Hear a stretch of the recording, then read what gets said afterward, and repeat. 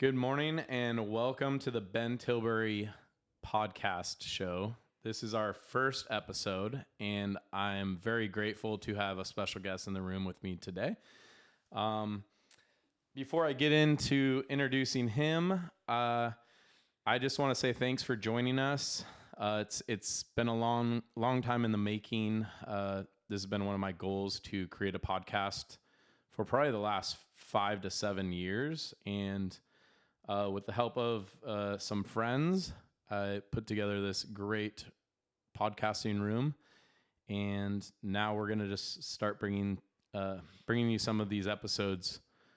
So, without any ado, the course of topic is gonna be everything from life improvement, mastery, learning experiences, real estate, building wealth, building relationships and improving relationships, family life, and just how to live to your full potential as a human being.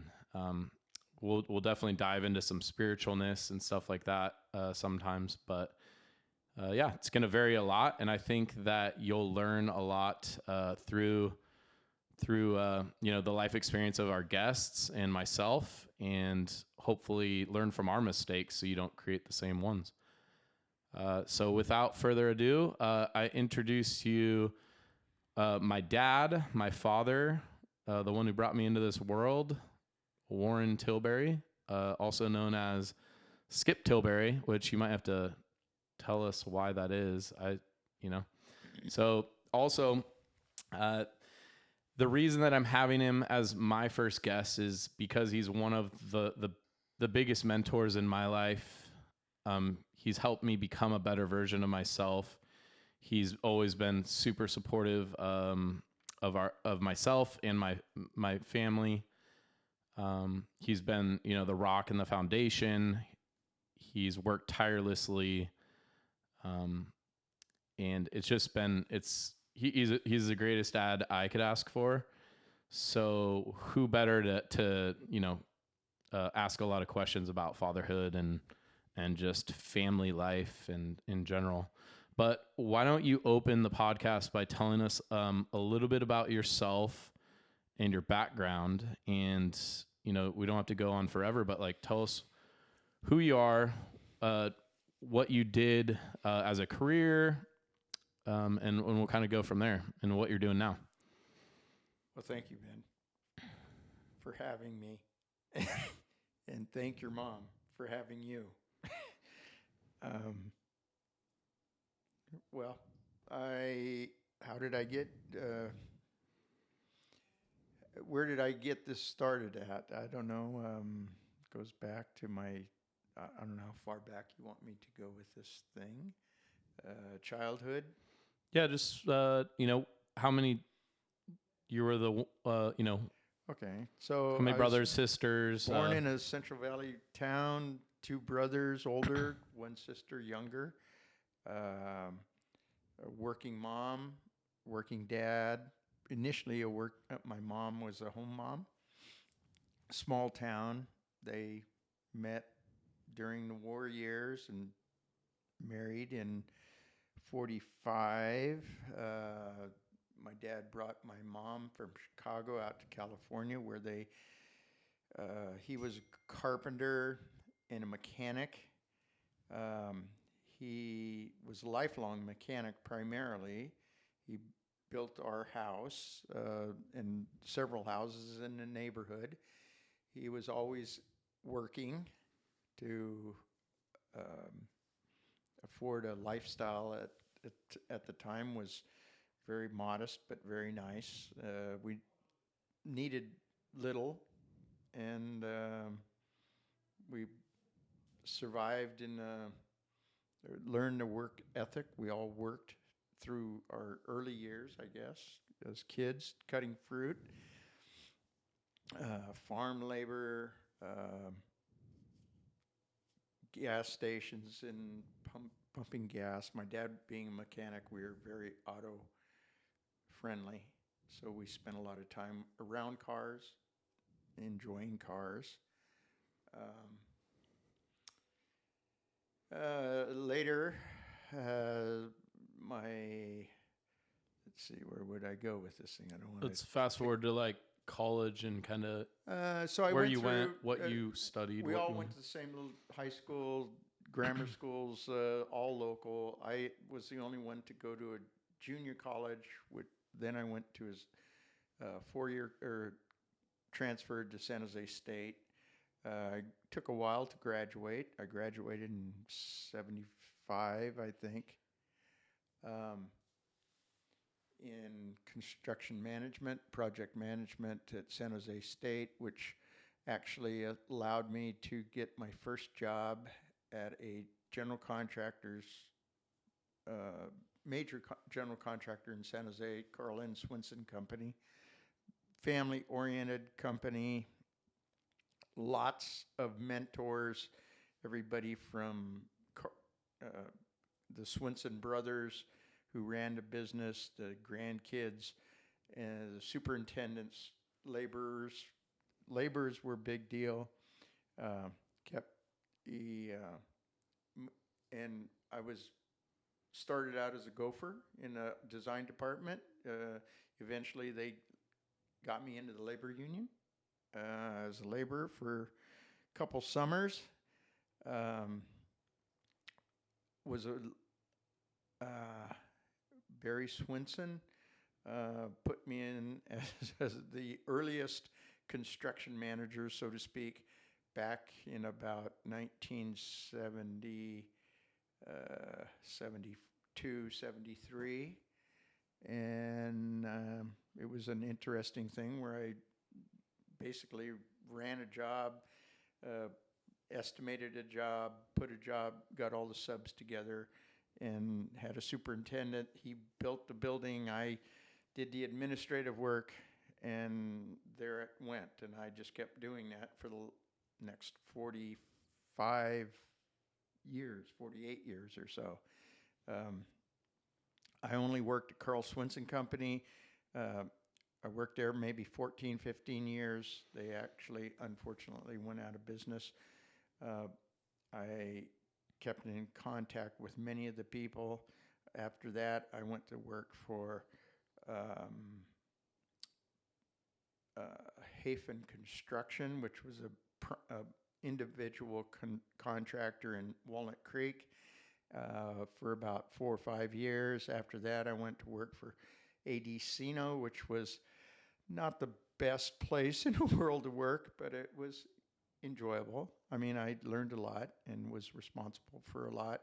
And the most impressive place, I ended up back at San Jose working for Devcon Construction, an old Swinson employee who eventually acquired Devcon, Gary Filizzetti, and I worked there for like 27 years. Um, and again, another very family-oriented company. A lot of opportunities and responsibilities.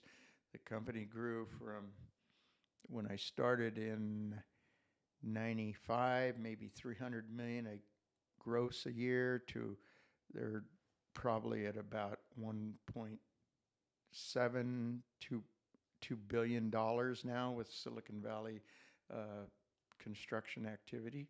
It's been a great opportunity, and I actually retired from there very nicely. Awesome. So, can you can you tell us, like, were you going into college? You already knew you wanted to become a uh, project manager, or you knew you wanted to be in construction, or was it kind of a search and figure out what you wanted to do? Because I knew I wanted to be in business when I went to junior college at Cuesta, but I didn't know what I wanted to do. So Actually, when I graduated in 1969, the Vietnam War was going on. I had a low number. I knew I had to go to school or go to war. I didn't particularly want to go to war, Vietnam. I went to school, JC, eventually San Jose State. As far as what I wanted to do, because my background, I was all of us, my brothers and I, and actually my sister to some extent, we were all kind of mechanical, technical. Because my dad, we just understood things related to how things worked, I guess. So when I went to school, I knew I had to shoot. I wasn't a great student, so I figured I better try as hard as I could. So I went into civil engineering thinking that's what I wanted to do, and I knew it was probably the biggest challenge. I set the bar for myself pretty high. Having done that, actually, when I got to San Jose, I realized that civil engineering is, well, in particular, when I went to work at Carl Swinson Company, civil engineers, I got to see what they actually did on a regular basis, and that was all kind of designing and calculating and sitting in a desk, which wasn't quite what I wanted to do. I'd rather be out more in the field and see the activity.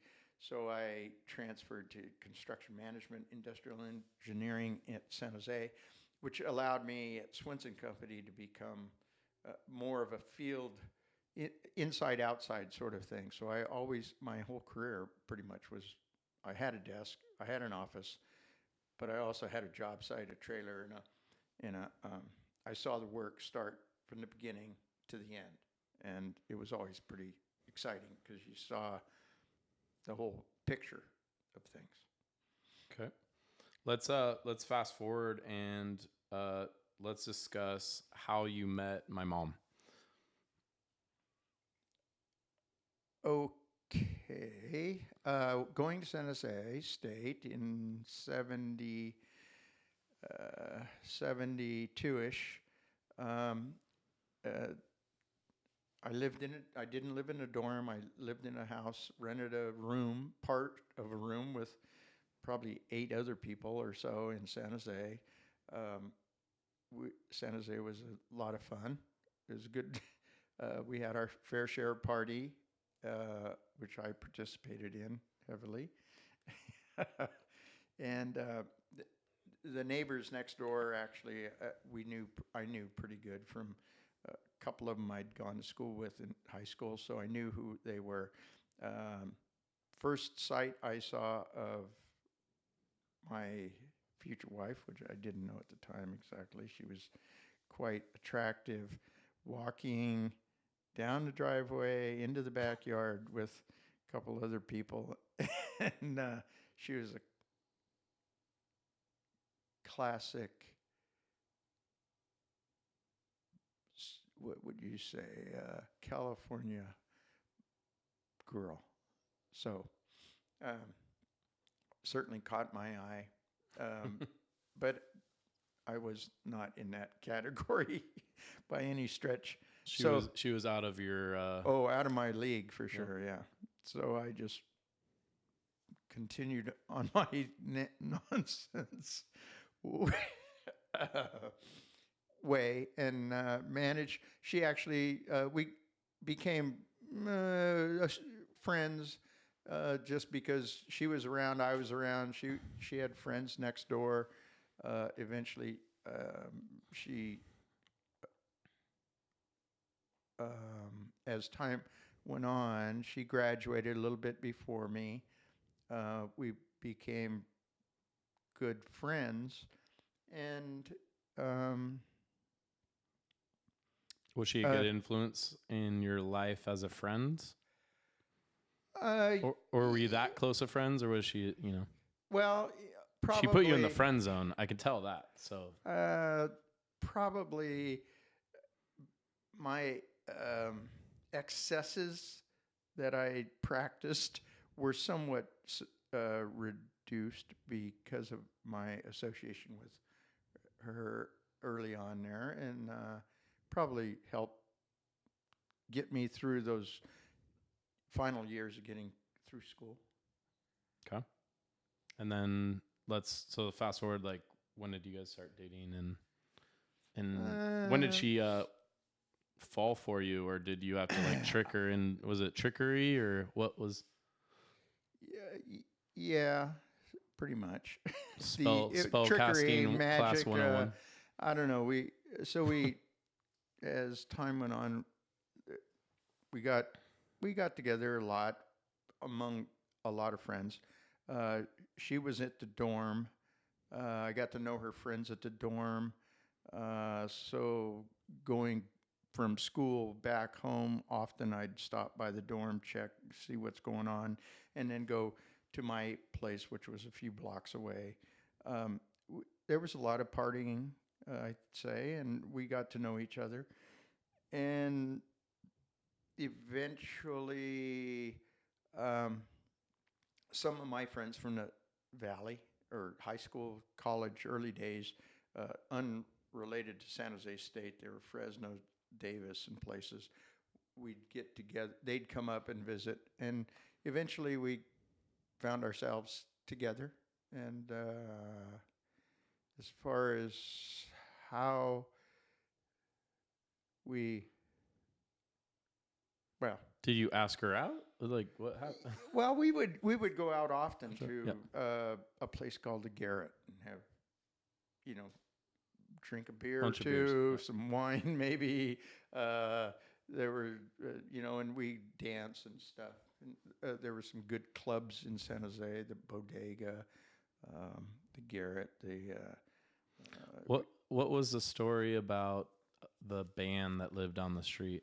Was it the Doobie Brothers. Were Doobie down Brothers? a few doors down. They practiced in the basement. That was the early days, 70s, early 70s, I guess. Um, our street was pretty notorious for a lot of carrying on, and we were all a lot of good friends. Although Mom Lois didn't live there, she was around a fair amount just because all the neighbors and It was she, the fun place to be. It's kind of like yeah, Hathaway is for San Luis Obispo, which is very kind of our good. party Yeah, street. we had a good time. Okay. And Well, yeah, the Doobie Brothers were kind of a well-known and becoming more well-known group down the street. what would you say some of your favorite hobbies were growing up, and how has it influenced your adult life? You kind of mentioned like cars and mechanic Yeah, well, stuff, when but we like were what else were when you we doing? were little, we'd camp, we'd fish, a lot of trout fishing, stream fishing in particular. It was an inexpensive form of entertainment.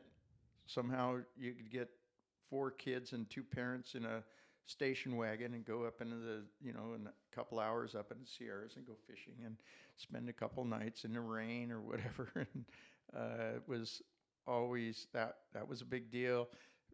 Hunting, pheasant hunting, dove hunting was a seasonal thing that we did just because the neighborhood kids, we grew up in Escalon, Baker Street, Gwendolyn, First Street, we had a good crowd of families with lots of kids, and it was just a big uh, I mean, there was a lot of activity just growing up, and so we hunted, fished. The cars became a big deal as we grew older, and the older brothers had cars. They had friends. And this was the late '60s. Uh, they were very cool. So you didn't have to, but some of us emulated them.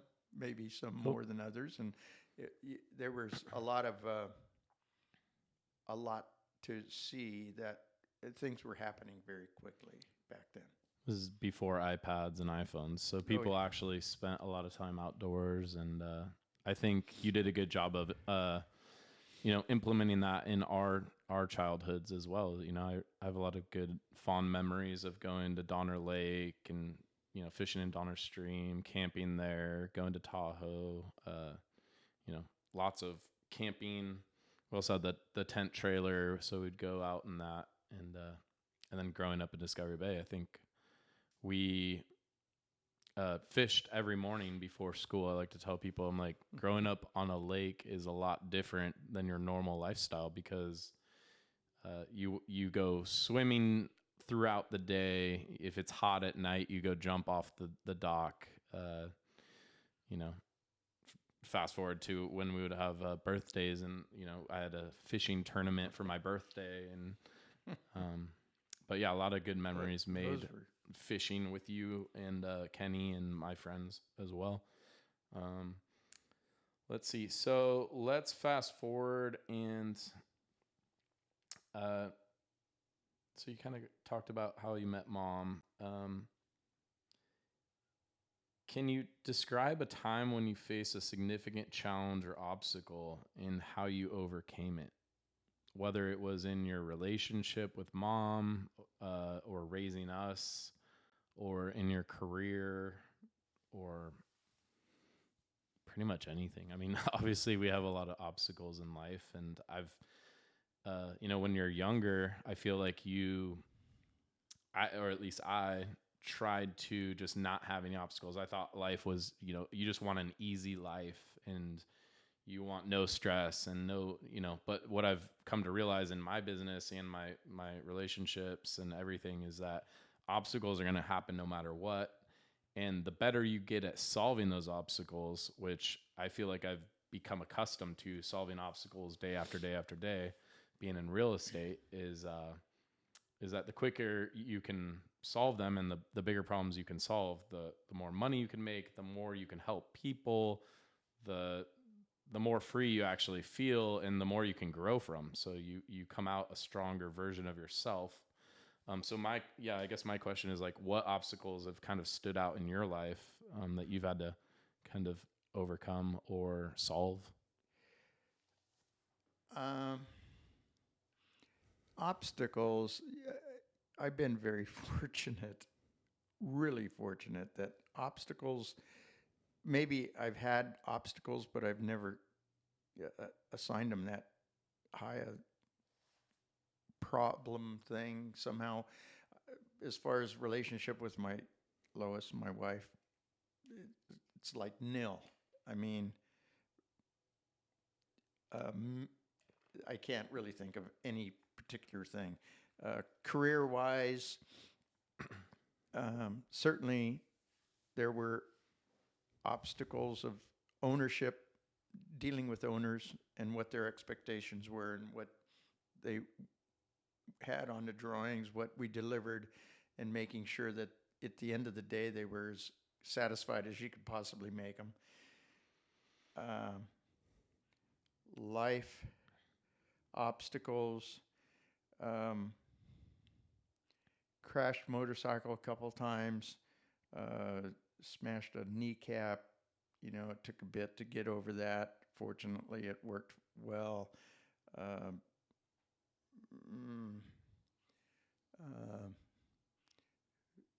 think most recently, what have you been dealing with the last 2 years?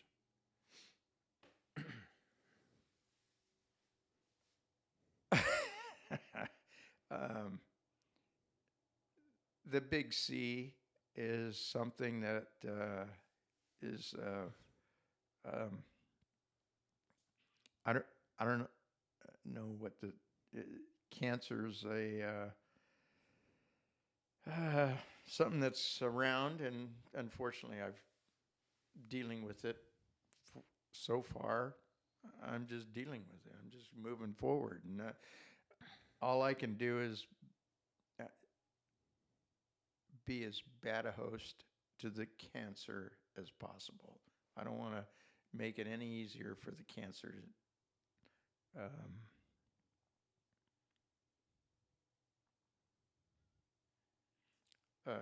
control me. So I just.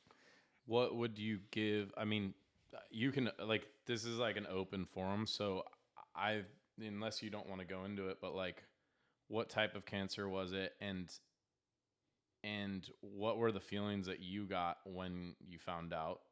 And I know you're so strong because you kind of didn't tell Kenny and I, my brother, and until later in your treatment of it, and that was for your own reasons, but it showed how strong you were, is that we couldn't even tell that you had it. And also, like, yeah, just how do you face it? And because I feel like your experience, like we go through these difficult experiences in life or obstacles, if you want to call it that, and we go through it and it's very difficult, but it gives us the ability on the other side to help others through the same thing that we've already been through, or to kind of give others inspiration that they can go through this and they can survive and they can thrive and stuff like that. So what I guess give people like the realness of like what goes through your mind when a doctor's like, gives you that outcome. Uh, well, I don't know that I've ever really accepted it, maybe is a word, or I've been diagnosed. What's that mean? I see the scans that they do and what it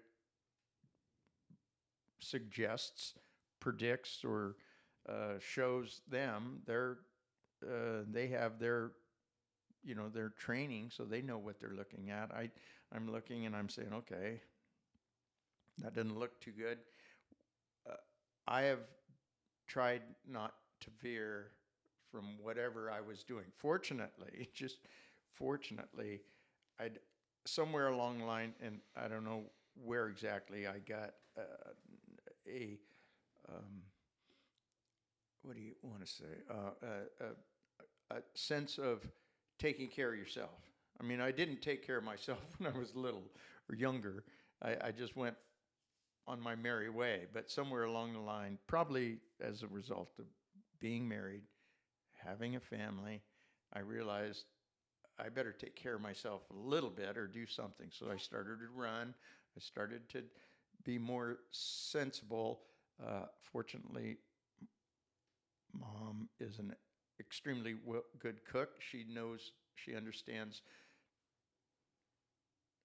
um, um, Yeah, just what I mean, portion good control, health, good food, and balance, healthy a well food. balanced meal. Yeah, well balanced, healthy meal. And so I started running. I did that a long time. Then eventually I mixed it up with the bicycling.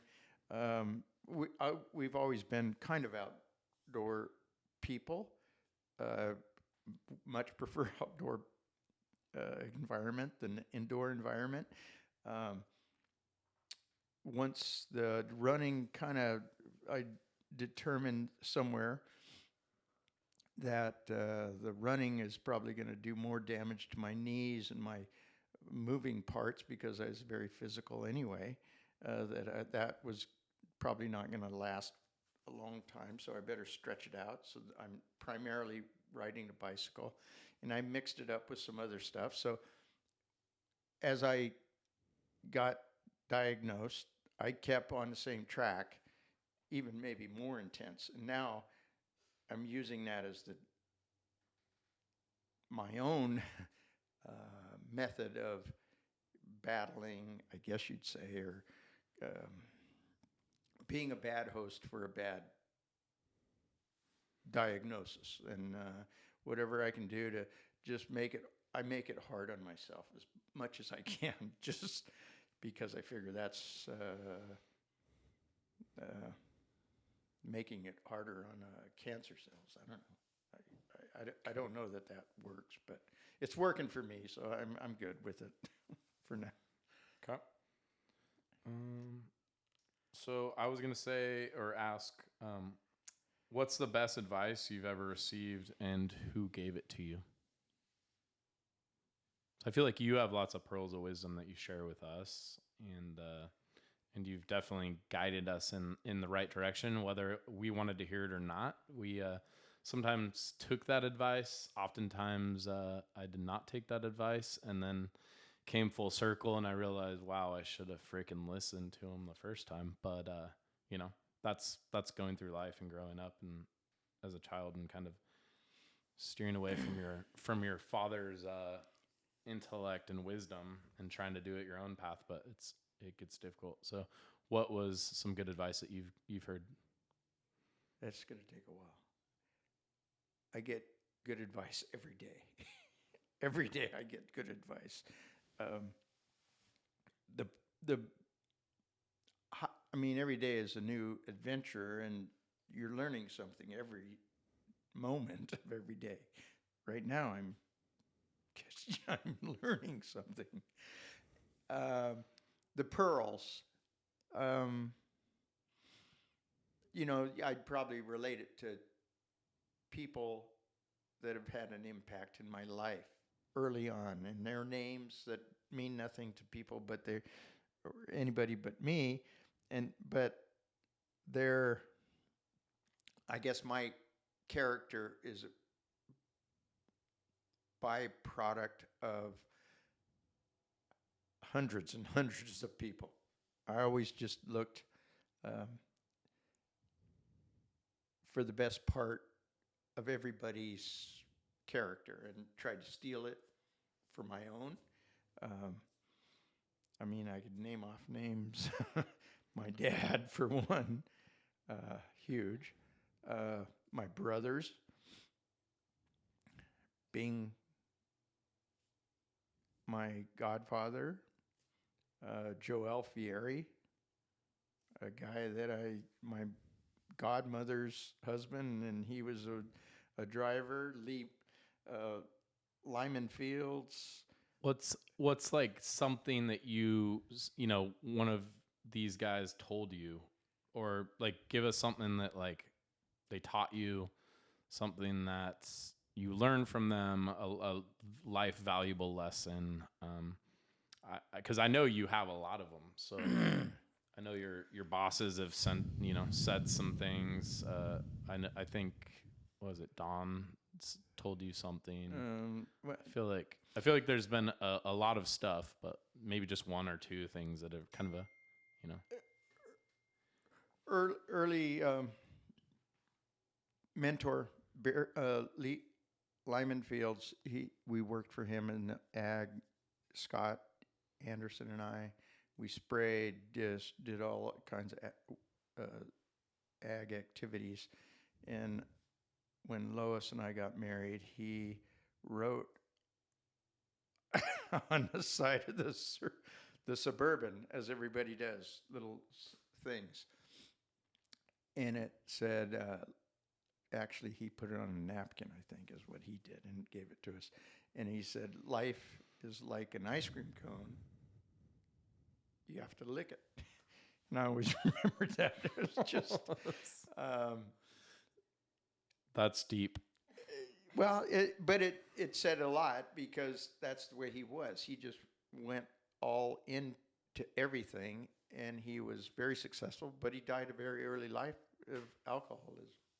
And he was so into it, he had no checks or balances, and it came apart. Barry Swinson, huge, Carlin Swinson's grandson. He hired me at Swinson Company. He and Lee Kawahara, and they had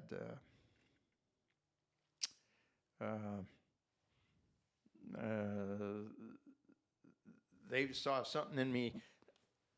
I don't know what they saw in me, but Barry went to San Jose State, and my hair was long. I drove a Suburban. Despite my appearance and my whatever, he saw in me enough charisma, something to put me in as a construction manager beginner. And that's what I did, and that's what got me into that construction.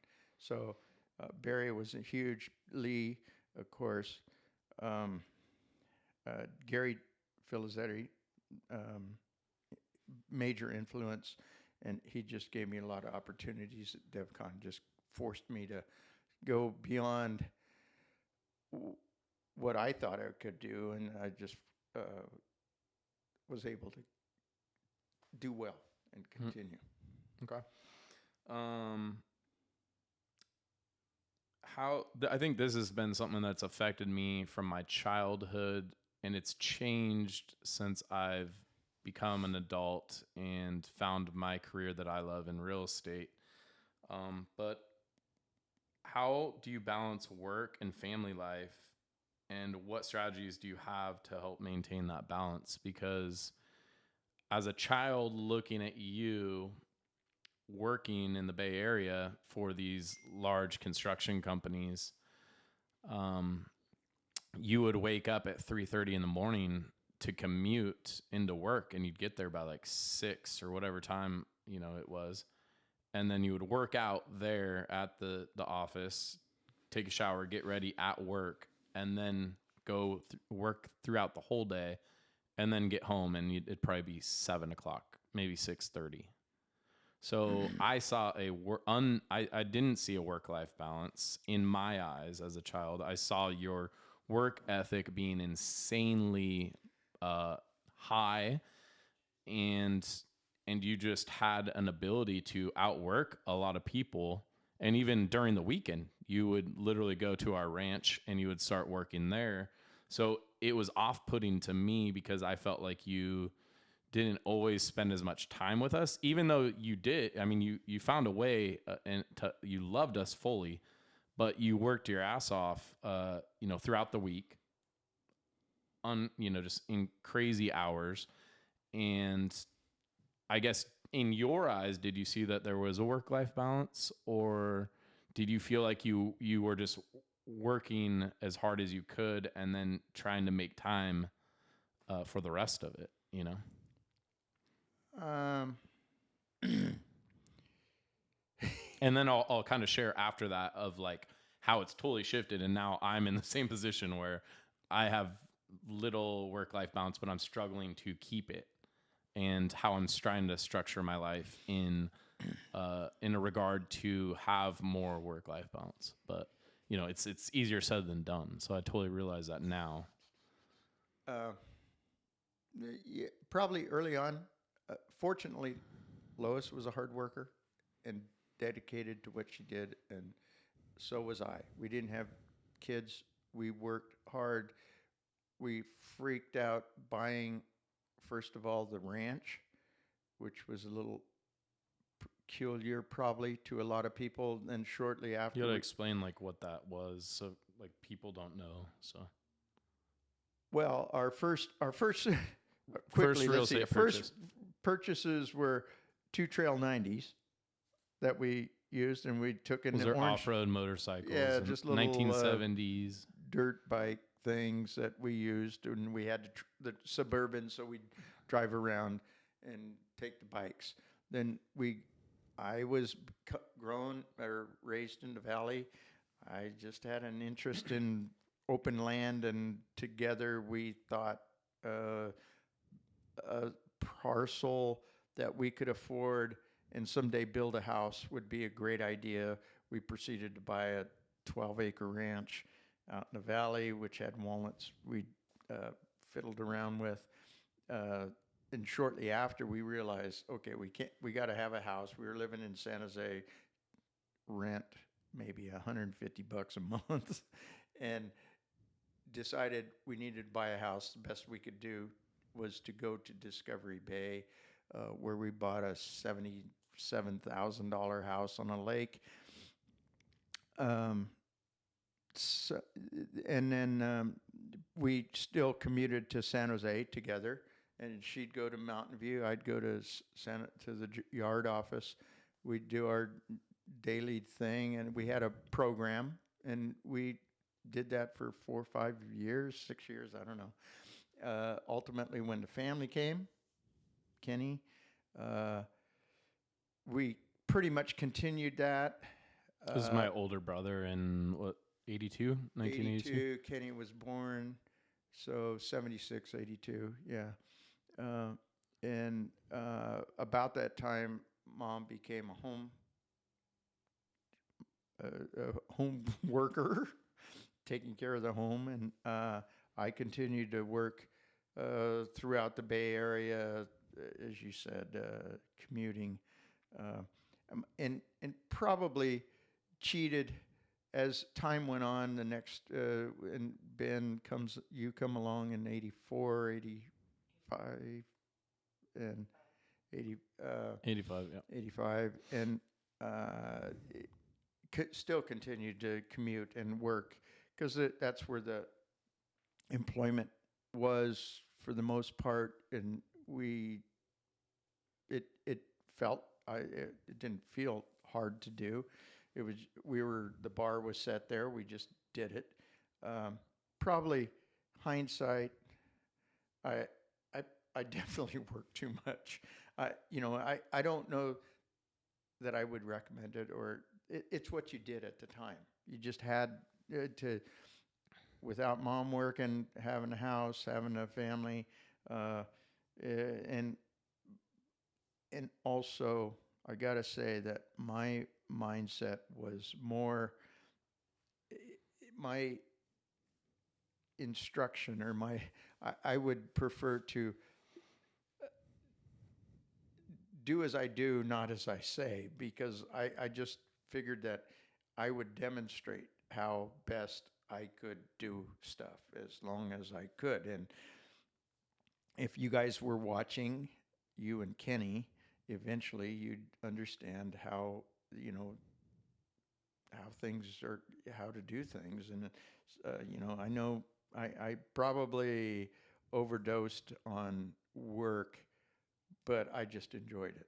Mm-hmm. I enjoyed doing things, doing as much as I could, and then do some more because I just felt I was always handicapped and not as good as a lot of other people, and I just had to work double hard or whatever it took to get it done. That's one word of wisdom. I guess going back to the wisdom thing about what you shared with me growing up is that if you love what you do, you'll never work a day in your life. And that's really resonated with me now because I love what I do and I feel like I would do it for free, but thankfully I get paid well for it. Also, I love the way that you said home worker because we say stay at home moms now, but like it isn't work, but it really is a full time job, and so it's giving mom credit, for leaving the work life, but also still working at home because we know taking care of two children is probably insanity. So, and then yeah, and then also to go full circle is that as a child, like I said, I didn't see any work-life balance with you because you were just always working. Like everything I saw you doing was work, even though you enjoyed it. On the weekend, we were farmers. We would go to our ranch and you'd be mowing on a Massey Ferguson, an entire orchard, or we'd be pulling weeds or spraying weeds or pruning trees or harvesting walnuts, which now I enjoyed that I actually enjoyed that part because I got to drive a tractor as a very young, child. And I could probably drive most vehicles before, the age of 7 or 8. But let's see. So where was I going with this? Yeah, I think, so now looking back, I'm in the same shoes as you were, right? Like I need to provide for my family. Thankfully, I've kind of been able to create a career where I'm working for myself, so I kind of make my own hours. Although I'm also at the beck and call of a lot of tenants and clients and customers and colleagues. So I guess it's a different teetering thing. But I don't commute as far as you used to do. And I don't know how people in the Bay Area do it, commuting 2 to 3 hours to work every single day, and not getting compensated for that time in the car. But that's just one of my thoughts. But let's see here. So yeah, anything else you want to add to that or? Well, with regard to that, the commute was ugly, and it was always, and it's never been good. And I, I guess I always felt I got paid adequately. I Mm-hmm. never really stressed about money. Um, Things worked out pretty well. The thing that was kind of good having commuting to the Bay Area. As soon as you get over the Altamont Pass, and actually where we lived, it was a whole different world. The shutter shut.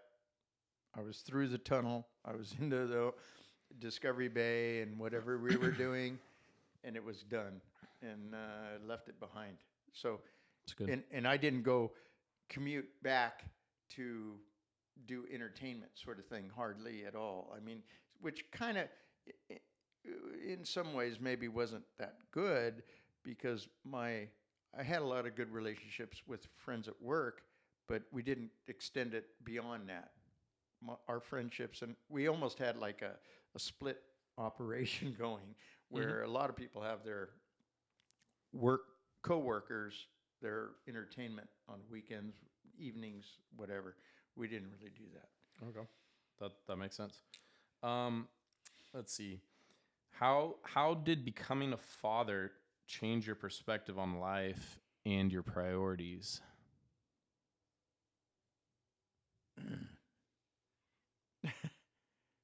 Well, it was uh,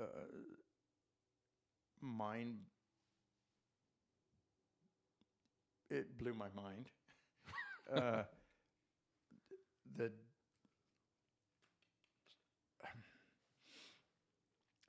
It's something you don't. I don't know how to explain it, but when Kenny was born, when you were born, both, in particular, starting with Kenny, and I was in the room with Mom, and seeing had a C-section, and seeing the process was very enlightening.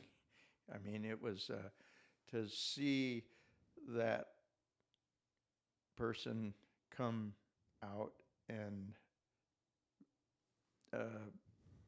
be introduced that moment, as sloppy as he was pretty. In It was just over the top. I mean, it'll set you. It's indescribable, and it the it yeah. Um, it sets your whole, it readjusts your calendar, readjusts your needs, readjusts your timing, your relationships. You bring in this person that's not been there and plug them into a twosome. Now it's a threesome, then a foursome, and you just expand it, and which fortunately, there's so much with a good relationship. It's easy to expand. You can just take in that interest, and then and it doesn't take long before that. Just, I mean, introducing the individual is one thing.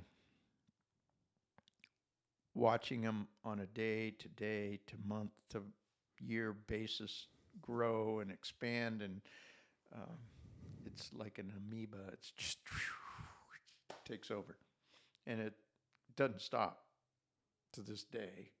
Right here, right now, is a part of that expansion. Is kind of okay. It's awesome. I love it. Can you talk about a time when you felt the most fulfilled as a father, and why? And it doesn't have to be me. It could be Kenny too. Or it could be neither of us. Fulfillment in fatherhood, man. I don't know. Well, one thing you learn right away, I think, is individuals are very different. Fortunately, actually, and from my perspective, it's nice to have the contrast. And we don't have any girls, so I don't know, Lindsay Lou. I don't know what that's like. I don't know what I'd do. But boys, fulfillment, people are individuals, and They got personalities and characteristics that are unique to themselves, and you just kind of follow it. And sometimes it's a highlight, and sometimes it's a low light. And it's always nicer when it's highlight stuff. And I guess day by day, right now, this instant, day by day, it's those. Um, I don't know if it's the payback or it just every day it's a unique experience, and both between Kenny and you, completely different purposes and reasons and things, but their expansion is their every day is a highlight. I mean, now it's you know we've gone through what we went through with both of you guys. Um, some of it was pretty exciting, and uh, now it's exciting in that it's just watching and seeing where things go and how they go, and it's it's pretty cool. Uh, can you share a moment? Can you share a moment when you felt the most proud of me and why?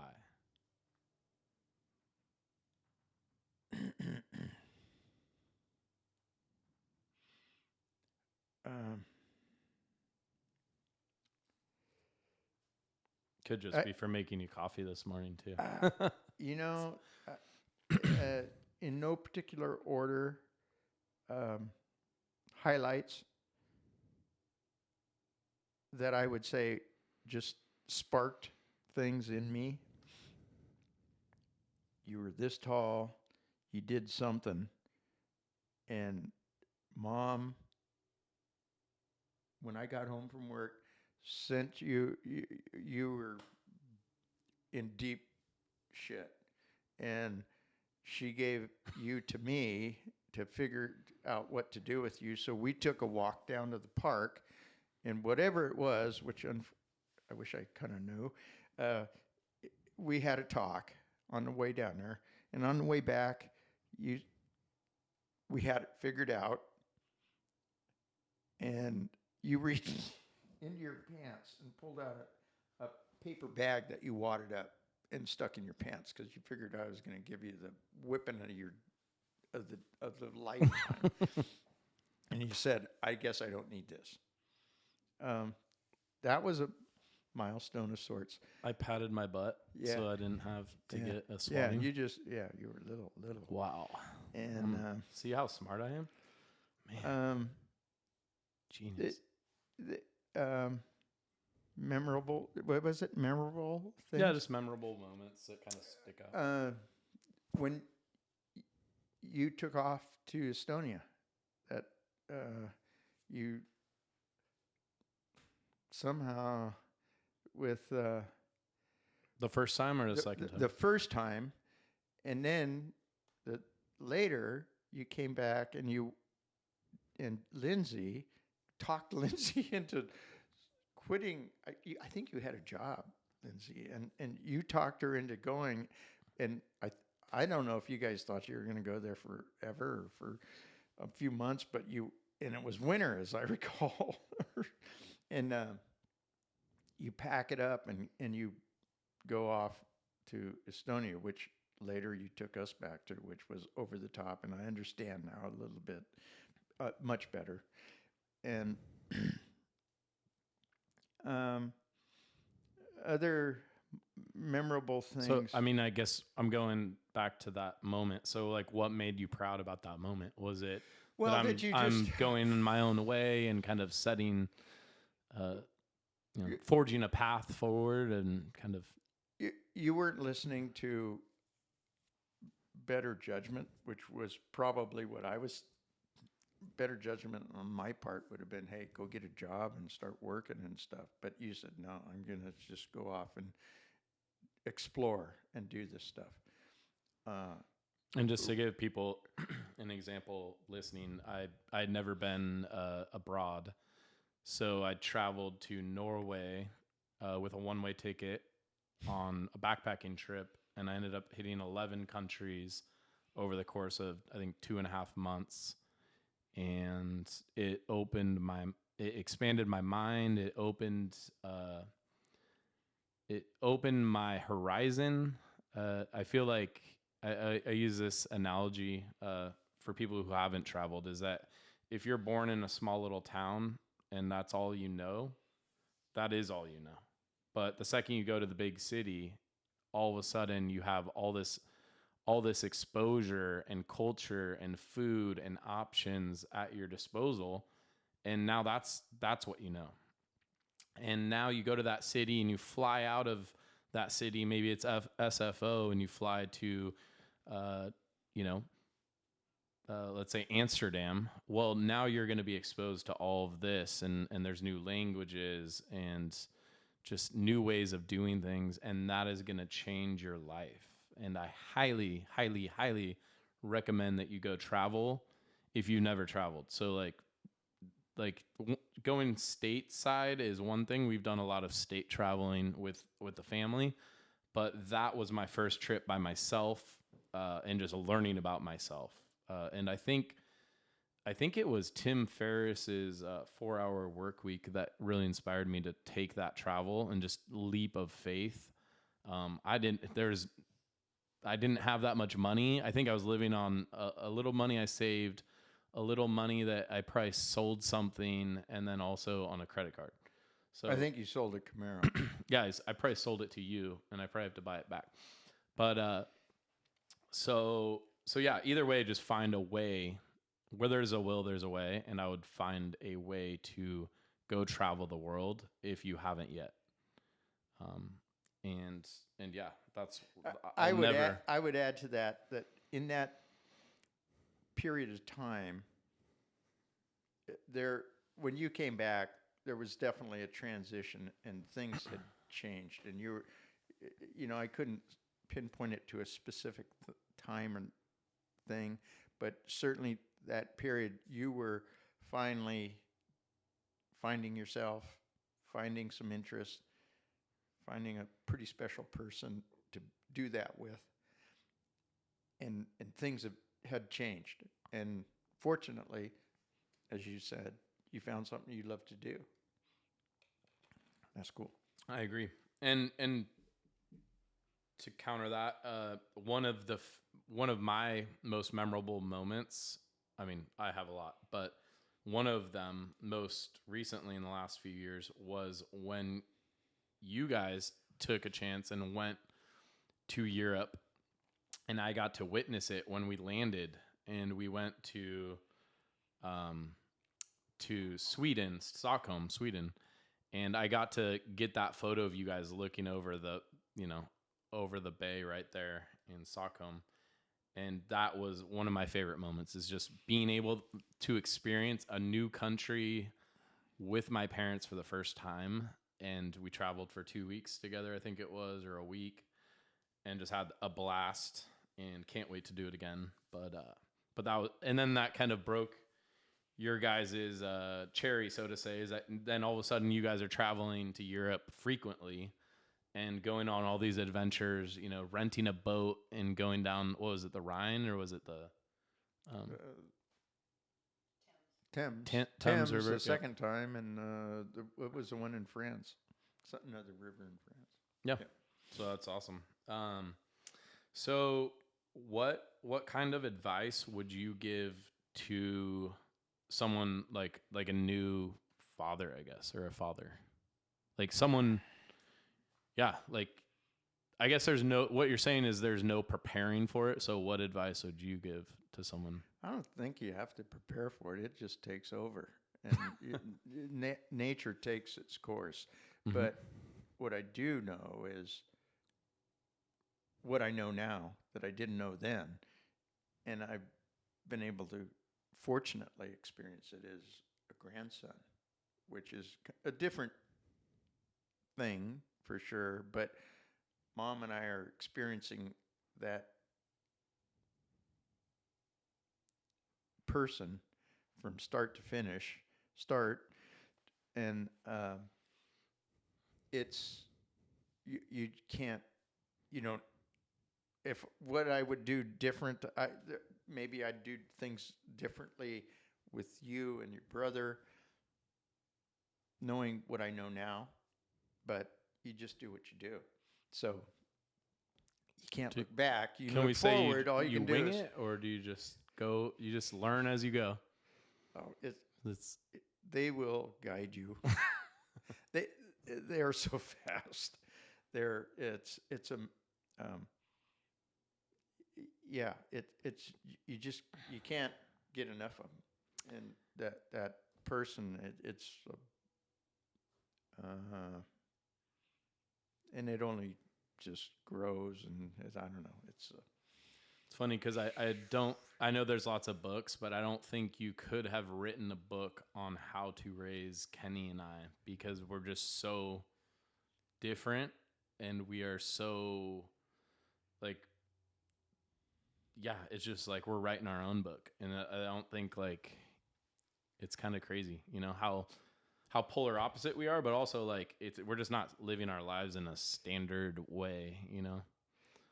uh, yeah, you guys are incredibly different, but when it boils down, you're still uh, people, and you're still, when we look at Finn, That's our grandson, my nephew. So. and your nephew, Was he he's 4 or 5? Yeah, 4.5. I mean, uh,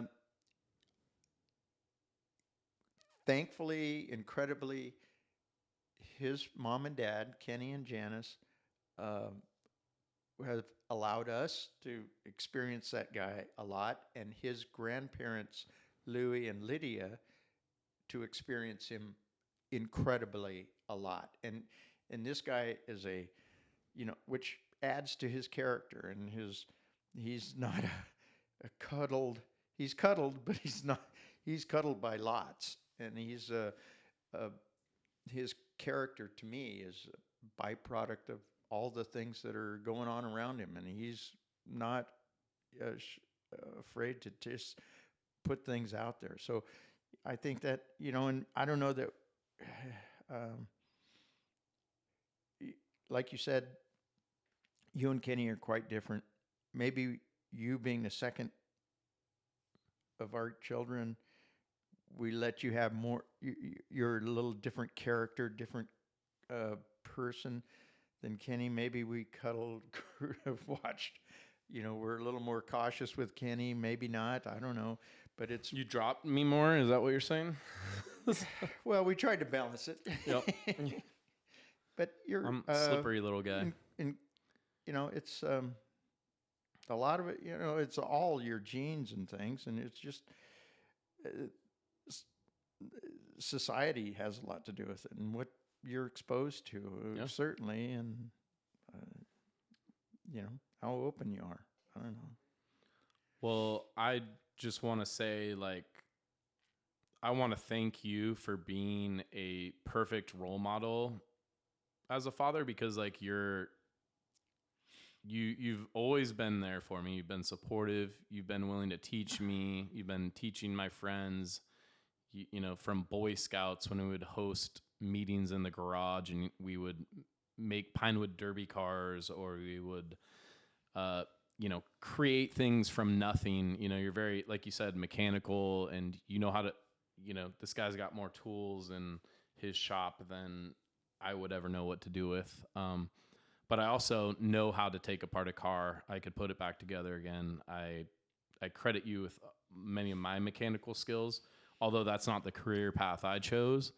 I think I'm very well rounded because of you, because you've had so many life experiences that you've passed down to me. And so I just want to thank you from the bottom of my heart, of just thank you for being there for me, and thank you for loving me unconditionally, even when I did mess up. I messed up countless times, but you've always been loving and supportive and willing to, work through it with me. And So, can you give me that black bag? Or no, let my mom give it to him. Okay. Okay. So this is a gift to you. You can give it to him. This is and you can be in this too if you want. Just get down near the. Oh my God, you two. There's something on top first. Okay. Oh my gosh, it's hard. So you can put that on. Oh, And then I like this. Yep. how cute is that? No, you gotta put it right. There we go. and then Felt letterboard. And, uh-oh. Show the camera. No way. I can't swear on that. Are you kidding me? Are you kidding me? Oh, shit. Oh my god. Oh my god. No way. You're going to New York. next Wow. year. Wow. We got a little one in the oven. No. Yep. Wow. Oh my god. Blown away. After all that interview. Love you.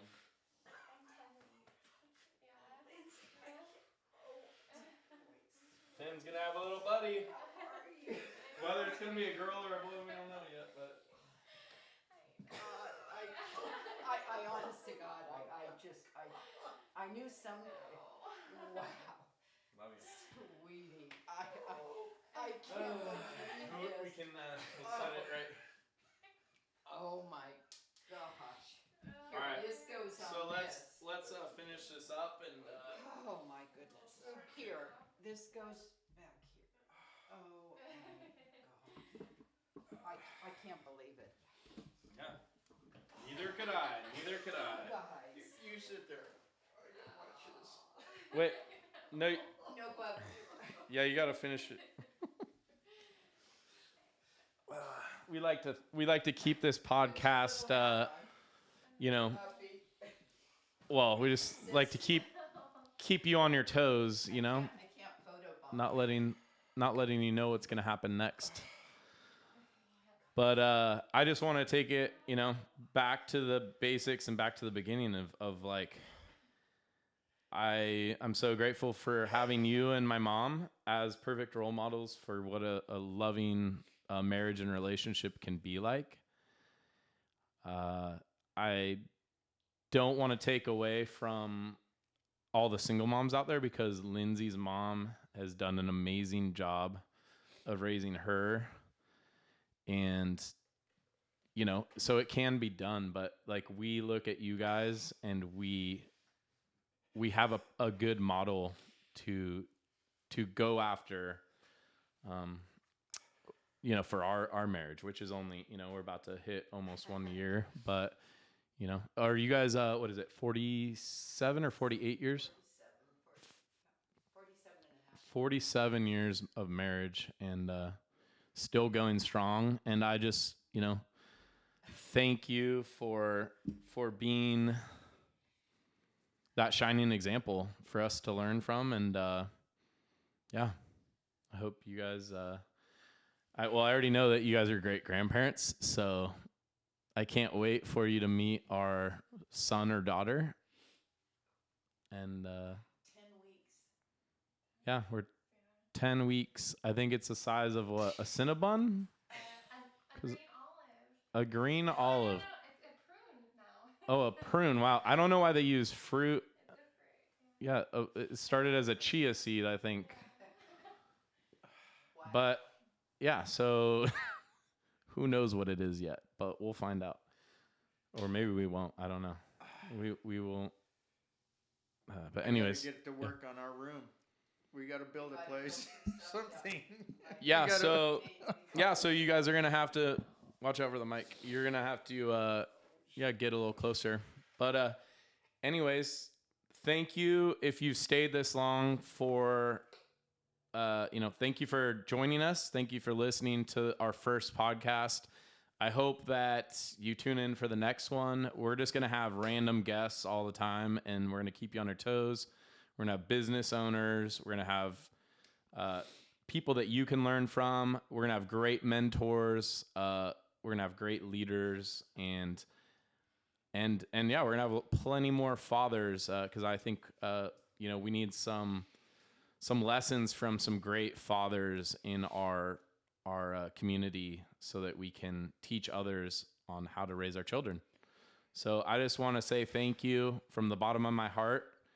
I love you guys. And if you tuned in, like in your family, friend, or just new to this, I really thank you. Please share this with someone that you know, and let's get some more downloads. All right. We're signing off. Love you, man. Love you, Lindsay. Love you. And love you, P. It's going to be Bentley or Templeton is the name. So.